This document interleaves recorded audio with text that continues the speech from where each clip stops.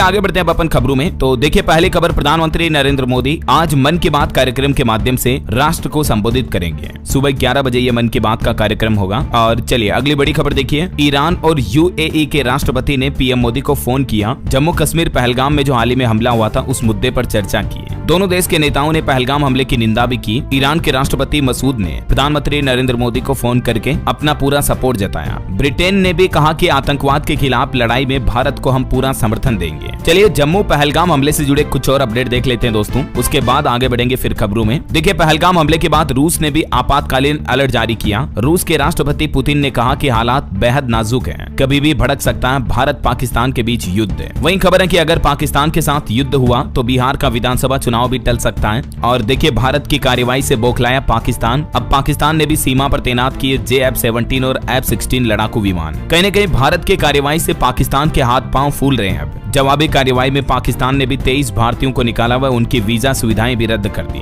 इस बीच केंद्र सरकार ने मीडिया चैनलों के लिए भी एक एडवाइजरी जारी की, जिसमें कहा कि रक्षा अभियानों की लाइव कवरेज न करें। सूचना एवं प्रसारण मंत्रालय ने भारत के सभी मीडिया चैनलों को ये निर्देश दिया, जिसमें बताया गया कि भारतीय सेना के जवानों सुरक्षा बलों के ऑपरेशन का लाइव टेलीकास्ट न करे मीडिया। रेलवे ने भी कहा कि गैर कश्मीरी स्टाफ अकेले बाहर न जाएं। और कुछ पाकिस्तानी एक्सपर्ट का तो ये खुद कहना है कि भारत के आगे नाक रगड़ेंगे पाकिस्तानी सेना के जनरल। सिंधु जल संधि पर इंडिया के आगे अब फंस गया है पाकिस्तान। ये खुद पाकिस्तानी एक्सपर्ट का मानना है कि पाकिस्तान ने गलती कर दी है भारत के साथ पंगा लेकर। जम्मू पहलगाम हमले पर RSS के प्रमुख मोहन भागवत ने भी कहा कि भारत पड़ोसी देश को कभी हानि नहीं पहुंचाता है, लेकिन राजा का ये कर्तव्य है कि प्रजा की रक्षा करना। मोहन भागवत बोले कि कुछ लोग नहीं बदलेंगे, चाहे कुछ भी कर लो, लेकिन राजा को अपना कर्तव्य निभाना चाहिए। और वहीं दोस्तों इस तनावी माहौल के बीच अब संयुक्त राष्ट्र प्रमुख ने भारत पाकिस्तान दोनों देशों से शांति की अपील की और कहा कि दोनों देश अधिकतम संयम बरतें। पहलगाम हमले के बाद तनाव दोनों देशों के बीच चरम पर चल रहा है। इस बीच बड़ी खबर आ रही है, पहलगाम आतंकी हमले की जांच अब NIA करेगी। सुरक्षा बलों ने कश्मीर में 8 आतंकियों के घर धमाके करके ढहा दिए। ये कुछ तस्वीरें भी आप देख सकते हैं, अलग अलग आतंकियों के घरों को ढहाया गया, क्योंकि इन आतंकियों के इस घटना से जुड़े शामिल होने के तार मिले हैं और अब इस पूरे मामले की जांच NIA द्वारा की जाएगी। इस बीच गुजरात से भी एक बड़ा खुलासा सामने आ रहा है। गुजरात में देखिए 1000 से ज्यादा बांग्लादेशी लोगों को हिरासत में लिया गया और हरियाणा में भी 450 से ज्यादा पाकिस्तानियों को निकालने का आदेश जारी हुआ। इन्हें अटारी बॉर्डर के जरिए वापस पाकिस्तान भेजा जा रहा है। ये कुछ तस्वीरें भी आप देख सकते हैं। और दोस्तों भारत के सिंधु जल समझौता रद्द करने पर पाकिस्तान के पूर्व विदेश मंत्री बिलावल भुट्टो ने भी भारत को धमकी देते हुए कहा कि सिंधु दरिया हमारा है, इसमें या तो हमारा पानी बहेगा या फिर उनका खून। तो बिलावल के जवाब में केंद्रीय मंत्री हरदीप सिंह पुरी ने भी कहा कि बिलावल को कूदने के लिए भी पानी नहीं मिलेगा, क्योंकि बिलावल ने जो जहरीला बयान दिया तो उस पर भारत ने भी करारा जवाब दिया। वैसे देखिए आप पाकिस्तान के करीब 10 बड़े शहरों से गुजरती है सिंधु नदी, झेलम और चेनाब। इससे पाकिस्तान का जल संकट बढ़ेगा। GDP में कृषि का 21% तक योगदान है, तो पाकिस्तान की GDP को भी बड़ा झटका लगेगा, क्योंकि कृषि पाकिस्तान के 45% कार्यबल को भी रोजगार देती है। तो इससे पाकिस्तान में बेरोजगारी का भी बड़ा संकट पैदा होगा। वहीं बीते दिन पाकिस्तान के प्रधानमंत्री शहबाज शरीफ ने भी कहा कि पहलगाम की निष्पक्ष जांच के लिए हम तैयार हैं, किसी भी हमले से भी निपट लेंगे, फौज पाकिस्तान की हिफाजत करने में सक्षम है। तो ये दोनों देशों के बीच बयानबाजी का युद्ध अभी शुरू हो चुका है। इस बीच पाकिस्तान ने एक और घटिया हरकत की। पाकिस्तानी सैन्य अधिकारी ने लंदन में भारतीय प्रदर्शनकारियों को धमकाया, गला रेतने का एक्शन किया।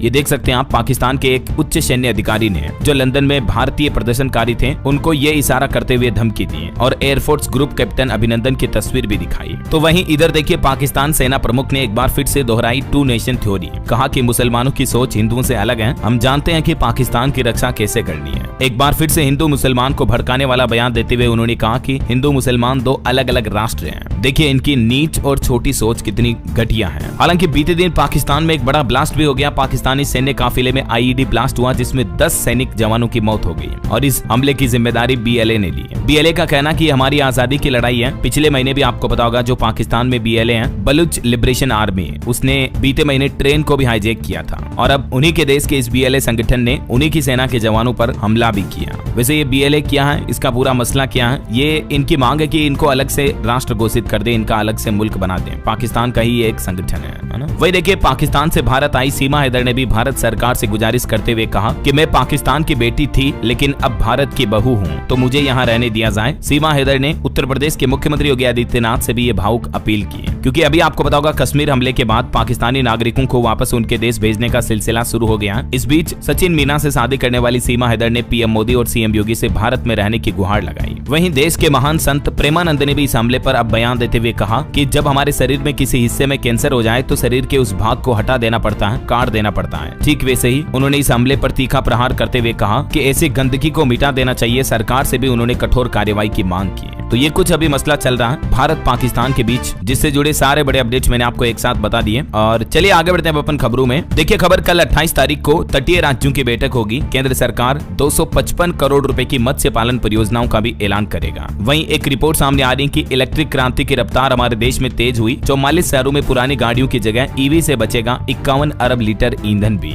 महिलाओं को लेकर दिल्ली सरकार ने भी बड़ा फैसला लिया। दिल्ली के फिलहाल 2 जिलों में खुलेंगे सखी निवास। वहीं दिल्ली सरकार का प्लान है महिला सुरक्षा के लिए दिल्ली के सभी 11 जिलों में भी वन स्टॉप सेंटर खोले जाएंगे। दिल्ली के मुख्यमंत्री रेखा गुप्ता और महिला एवं बाल विकास विभाग के अधिकारियों के साथ बैठक हुई। इसमें यह भी प्लान बनाया गया दिल्ली की जो कामकाजी महिलाएं हैं उनके बच्चों के लिए 500 पालना घर खोलने का भी निर्णय किया है। वहीं राजधानी के आंगनबाड़ी केंद्रों का नियमित निरीक्षण करने के भी आदेश दिए। तो ये देश की राजधानी की महिलाओं के लिए कुछ अच्छे फैसले लिए गए हैं ना। चलिए अगला अपडेट देखिए दोस्तों। 15वें रोजगार मेला कार्यक्रम में 51,000 युवाओं को जॉब लेटर बांटे। वीडियो कॉन्फ्रेंसिंग के जरिए पीएम मोदी शामिल हुए। उन्होंने युवाओं से कहा कि ये अवसरों का समय है, इसे व्यर्थ न जाने दें। पीएम मोदी ने युवाओं से विकसित भारत के निर्माण में भागीदारी निभाने का आह्वान भी किया। चलिए खबर आ रही, भारत ने ब्रिक्स शेरपा बैठक में हिस्सा लिया। बहुपक्षीय सहयोग और सतत विकास पर भी चर्चा हुई। वहीं वर्ल्ड बैंक की तरफ से भी भारत के लिए एक अच्छी खबर सामने आई है। बीते 10 सालों में गरीबी से बाहर आए 17 करोड़ लोग। रोजगार का भी डेटा जारी किया वर्ल्ड बैंक की तरफ से। हालिया रिपोर्ट में यह दावा किया गया है कि बीते 10 सालों में भारत के करीब 17 करोड़ से भी ज्यादा लोग एक्सट्रीम पुअर्टी यानी गंभीर गरीबी से बाहर आए हैं। गरीबी मिटाने के मामले में भारत ने यह नया इतिहास रचा है। ग्रामीण क्षेत्रों में भी गरीबी 18.4% से घटकर अब 2.8% ही रह गई है। वर्ल्ड बैंक की नवीनतम रिपोर्ट के डेटा भी आप देख सकते हैं। और इसके साथ ही Bharat lower middle income category में भी आ गया है और वैश्विक गरीबी उन्मूलन के क्षेत्र में अग्रणी बनकर उभरा है। चलिए अगला अपडेट देखिए। रिलायंस इंडस्ट्री के डायरेक्टर बने अनंत अंबानी।